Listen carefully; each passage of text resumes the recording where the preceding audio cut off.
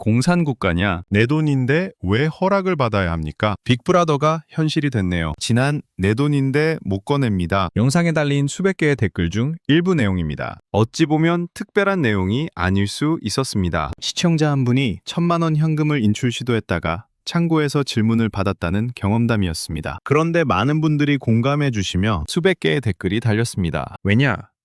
단 한 분의 경험이 아니었기 때문입니다. 오늘은 그 분노에 답을 드리겠습니다. 단, 분노를 키우는 방식으로는 하지 않겠습니다. 안녕하세요. 돈의 현실입니다. 오늘은 지난번 영상에 대한 여러분들의 댓글 내용을 토대로 좀 더 자세히 그 얘기를 나눠보려고 합니다. 오늘 영상에서 보여드릴 건 딱 하나입니다. 돈의 구조입니다. 은행이 왜 그 질문을 했는지, 그 질문이 어디로 가는지, 그리고 지금 화폐 시스템이 어떤 방향으로 설계되고 있는지 감정 말고 구조로 보면 훨씬 더 선명하게 보입니다. 이 영상 끝까지 보시면 아, 그래서 그랬구나 라고 이해가 되실 거예요. 끝까지 시청해주세요. 먼저 이것부터 짚고 가겠습니다. 예금은 금고가 아닙니다. 여러분이 은행에 맡긴 돈, 그게 금고 어딘가에 현금으로 쌓여 있을 거라고 생각하시죠? 이건 구조가 아니라 오해입니다. 은행의 실제 작동 방식은 이렇습니다. 여러분이 돈을 맡기면 은행은 그걸 다른 사람에게 빌려줍니다. 그 이름은 대출이죠. 여러분에게는 이자를 주고 대출자에게는 더 높은 이자를 받아 그 차익으로 운영됩니다. 그렇다면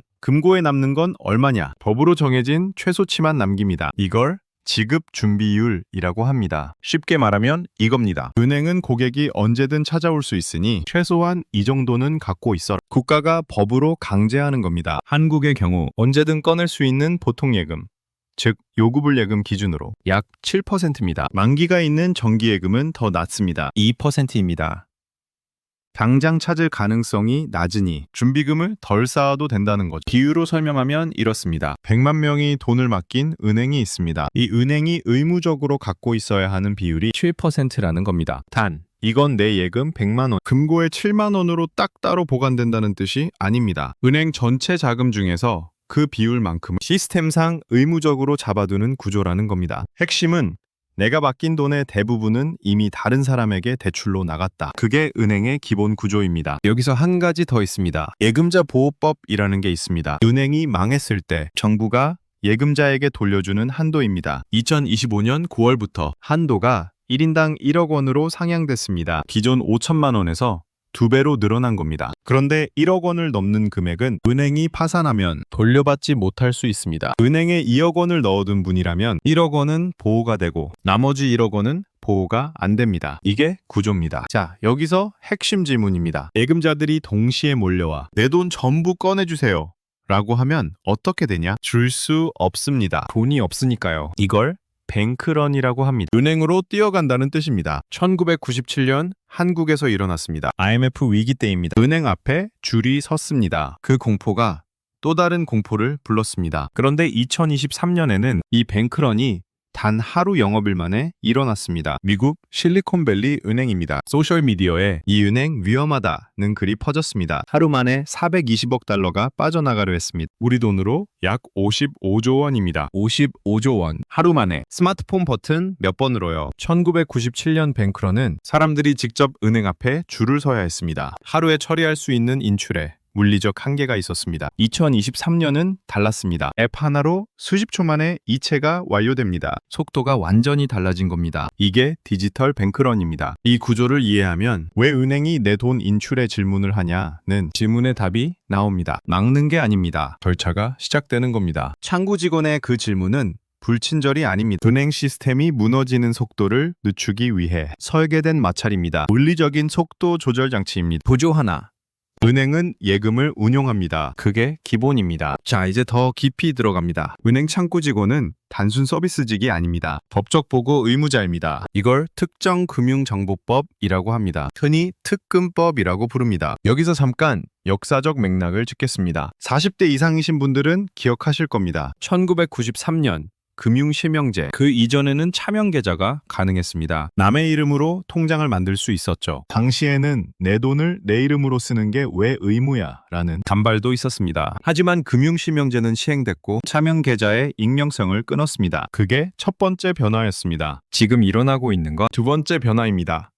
이름이 아니라 행동을 기록하는 겁니다. 특금법에 따르면 금융기관은 두 가지 유형의 거래를 의무적으로 보고해야 합니다. 하나는 고액 현금 거래 보고입니다. 1회 1,000만 원 이상 현금 입출금은 자동으로 금융정보 분석원에 보고됩니다. FIU라고 부릅니다. 다른 하나는 의심 거래 보고입니다. 금액에 관계없이 직원이 이상하다고 판단하면 보고서를 작성할 수 있습니다. 500만 원이든 200만 원이든 심지어 50만 원이든 기준은 금액이 아닙니다. 직원의 판단입니다. 그리고 이게 중요합니다. 이 보고를 받은 FIU가 은행에 거래 정지를 요청하면 은행은 특금법에 따라 이를 즉시 거부하기 어렵습니다. 법원 영장이 아닌 행정적 조치입니다. 하지만 은행은 따라야 하는 구조입니다. 더 나아가 지금 이 계좌 정지 권한은 더욱 강화되는 방향으로 움직이고 있습니다. 2026년 현재 그 논의가 진행 중입니다. 의심거래 보고 건수는 FIU 연차 보고서 기준으로 연간 수백만 건 규모입니다. 매일 수천 건이 올라간다는 뜻입니다. 현금은 익명성이 강합니다. 하지만 고액 현금은 기록됩니다. 그 기록이 어디로 가는지 추적해 보겠습니다. 창구 직원이 보고서에 적은 한 줄 고객 생활비로 사용 예정. 이 내용이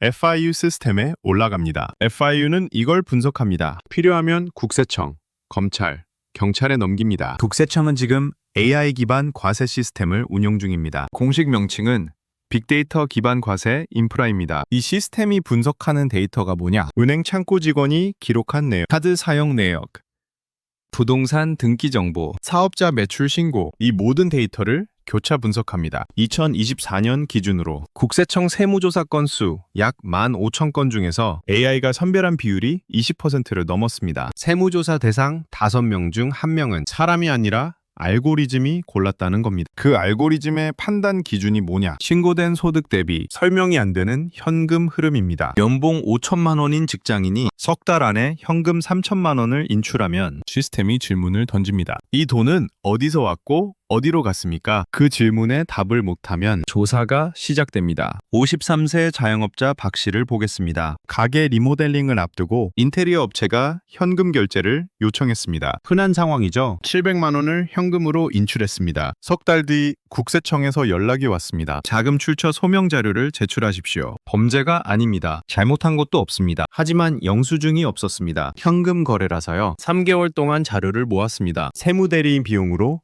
80만 원을 썼습니다. AI 입장에서 이건 신고된 소득 대비 설명이 안 되는 현금 흐름이었습니다. 시스템이 작동한 겁니다. 데이터는 쌓이고 분석은 자동화됩니다. 구조 2. 고액 현금은 보고 체계가 있습니다. 여기서 더 중요한 이야기를 해야 합니다. 2026년 2월 현재 한국은행이 조용히 진행 중인 게 있습니다. CBDC입니다. 중앙은행 디지털 화폐. 한국은행은 2025년 10만 명 규모의 실사용 파일럿 프로그램을 진행했습니다. 프로젝트 한강이라는 이름으로요. 결과 분석이 현재 이어지고 있습니다. 그게 뭐가 문제야? 그냥 디지털로 바뀌는 거잖아. 여기서 많은 분들이 멈추는 지점이 있습니다. CBDC에는 3가지 구조적 특성이 있습니다. 지금 현금에는 없는 것들입니다. 첫 번째, 스마트 컨트랙트입니다. 프로그래밍 가능 화폐라는 뜻입니다. 지금 지갑 속 5만 원권을 생각해 보십시오. 이 돈에는 어떤 조건도 없습니다. 편의점에서도 쓸 수 있고 친구에게 빌려줄 수도 있고 해외 직구에도 쓸 수 있습니다. 어디에 쓰든 돈은 모릅니다. 지금 현금은 색도 냄새도 기억도 없는 물입니다. CBDC는 다릅니다. 코드가 심어진 돈입니다. 그 코드 안에 조건이 담겨 있습니다. 기술적으로는 이게 가능합니다. 이 돈은 60일 안에 써야 합니다. 식료품과 의료비에만 사용 가능합니다. 해외 온라인 결제는 지원되지 않습니다. 기한 경과 시 잔액은 자동 소멸됩니다. 비유하자면 이렇습니다. 지금 현금은 어디든 흘러가는 물입니다. CBDC는 정해진 파이프를 통해서만 흐르는 물입니다. 그 파이프에 밸브가 달려 있습니다. 밸브를 누가 설계하냐? 발행 주체입니다. 디지털 화폐는 기술적으로 조건을 붙일 수 있습니다. 두 번째, 익명성의 문제입니다. 지금 현금 거래는 추적이 어렵습니다. 편의점에서 5천 원을 내고 커피를 사면 그 거래는 어디에도 기록되지 않습니다. CBDC는 설계에 따라 다릅니다. 거래 데이터가 중앙화되는 설계라면 언제, 어디서, 얼마를, 무엇에 썼는지 전부 기록될 수 있습니다. 그때 통제와 프라이버시 논쟁이 생깁니다. 지금 카드 사용 내역도 기록됩니다. 그래서 큰 차이가 없다고 생각하실 수 있습니다. 차이가 있습니다. 지금 현금은 카드 기록밖에 있는 유일한 수단입니다. CBDC가 현금을 대체한다면 그 마지막 선택지가 달라질 수 있습니다. 세 번째, 기술적으로 마이너스 금리 적용이 가능합니다. 마이너스 금리, 생소하게 들리는 말이죠. 쉽게 설명하겠습니다. 지금 은행에 돈을 넣으면 이자를 받습니다. 마이너스 금리는 반대입니다. 돈을 넣어두면 오히려 깎입니다. 쉬고 있을수록 손해인 구조입니다. 이게 왜 생기냐? 경기가 안 좋을 때 정부는 사람들이 돈을 쓰게 원합니다. 그런데 사람들이 돈을 쓰지 않고 쌓아두면 경기가 안 돌아갑니다. 그래서 묵혀두면 손해가 되도록 설계하는 거죠. 실제로 유럽 일부 국가에서 마이너스 금리 정책을 시행한 적이 있습니다. 그때는 돈을 현금으로 꺼내면 피할 수 있었습니다. CBDC는 다릅니다. 현금 자체가 디지털이기 때문에 인출해도 피할 구멍이 없어집니다. 현금이 남아있으면 피할 구멍이 있습니다. 그 구멍이 사라질 때 정책의 힘은 달라집니다. 지금 당장 이 세 가지가 전부 적용된다는 게 아닙니다. 하지만 설계가 가능한 시스템이 지금 실제로 테스트 중이라는 건 사실입니다. 이미 도입한 나라 사례를 보겠습니다. 중국입니다. 디지털 위안화 2020년부터 본격 운용 중입니다. 2025년 기준 누적 거래액이 16조 7천억 위안을 넘었다는 공식 발표가 나왔습니다. 우리 돈으로 수천조 원 규모입니다. 중국에서는 지역 소비 진작 목적으로 디지털 쿠폰을 지급했습니다. 사용 기한 30일, 기한이 지나자 자동 소멸됐습니다. 나이지리아도 있습니다. 2021년 이나이라라는 이름으로 CBDC를 도입했습니다. 보급률이 낮자 정부가 선택을 했습니다. 현금 인출 한도를 주당 약 45달러 수준으로 제한했습니다. CBDC 사용을 유도하기 위해서입니다. 이건 나이지리아가 특수한 나라라서가 아닙니다. CBDC와 기존 현금 사이에서 정책적 선택이 이루어졌을 때 어떤 방향으로 흘러갈 수 있는지 보여주는 구조의 사례입니다. 전 세계 중앙은행 중 CBDC를 연구 중인 곳이 2025년 기준으로 130개국이 넘습니다. 유럽중앙은행은 디지털 유로 준비 단계에 있습니다. 미국 연방준비제도도 연구를 진행 중입니다. 방향은 이미 정해졌습니다. 속도의 문제만 남은 겁니다. 구조 셋.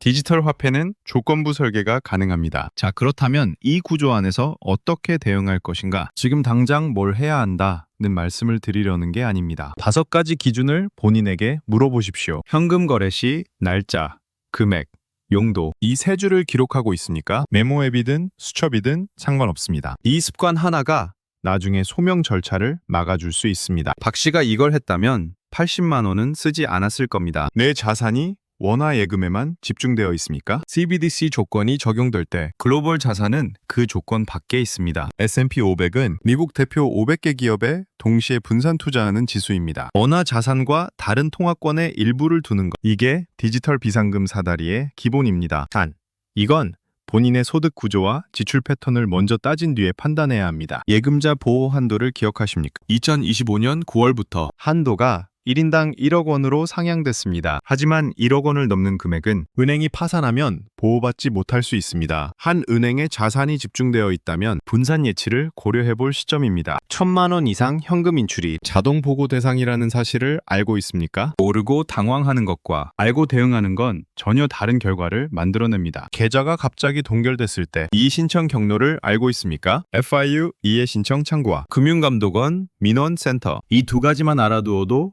대응 속도가 달라집니다. 금융감독원 대표 번호는 1324입니다. 이건 맞고 틀리고의 문제가 아닙니다. 상황의 문제입니다. 남들이 했으니까 나도 한다는 게 아니라 내 상황에 맞는 기준이 필요한 겁니다. 댓글 349개. 그 분노의 뒤에 있던 건 감정이 아니었습니다. 구조였습니다. 은행의 질문은 불친절이 아니라 디지털 뱅크런 시대에 설계된 속도 조절 장치입니다. 창구 직원의 기록은 특근법에 의해 FIU를 거쳐 AI 과세 시스템까지 연결됩니다. 그리고 은행은 FIU의 요청을 즉시 거부하기 어렵습니다. CBDC는 단순한 디지털화가 아닙니다. 조건을 붙일 수 있고 거래를 기록할 수 있고 기술적으로 마이너스 금리도 적용할 수 있는 화폐 설계의 완성입니다. 1993년 금융실명제가 차명 계좌의 익명성을 끊었다면 CBDC는 현금의 마지막 익명성을 바꿀 수 있는 구조입니다. 세 가지 구조가 지금 동시에 움직이고 있습니다. 공포는 감정입니다. 구조는 현실입니다. 분노할지 대비할지 선택은 각자의 몫입니다. 돈의 현실을 구독하시면 시스템을 잘 알고 자산을 지킬 수 있도록 열심히 돕겠습니다. 시청해주신 여러분 감사합니다.